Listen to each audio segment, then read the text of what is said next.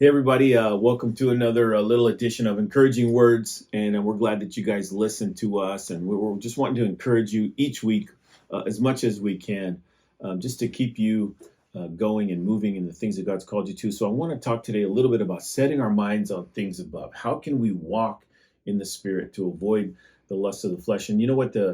Jesus just says, set your mind on things above. So actually, it's Paul that says, set your minds on things above in Colossians 3.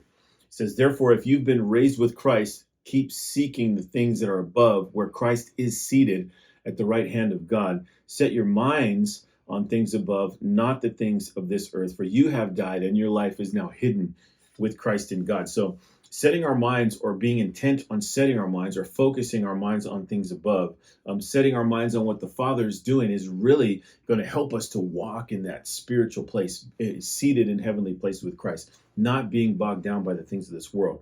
Remember, Jesus only did what he saw the Father do. So he kept his gaze on the Father. He kept his eyes on the Father. So seek those things that are where Christ is seated. You know, he's like, seek those things that are above, where we also are seated in heavenly places with Christ. Don't take your eyes off of Jesus, as Peter did, and he began to sink in the water. The more he took his eyes off the Lord, he began to see that the waves got bigger the more he focused on them. The wind got stronger the more he focused on it. The more we allow ourselves to be focused on the things of this world, the greater they become, and the harder it is to walk in that spiritual place of seated in heavenly places with Christ. So keep your eyes on the Lord. When the winds and waves start getting really big in our lives, what we notice is the more we see them, the bigger they get. The bigger they get, the stronger they get, the worse they get. It just keeps growing in our lives. And Jesus is like, yeah, but I want you to take your eyes off of this world, set it on me, and watch what I'll do.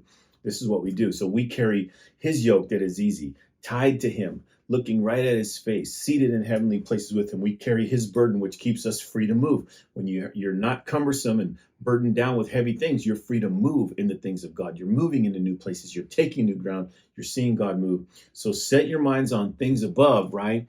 And watch what God will do.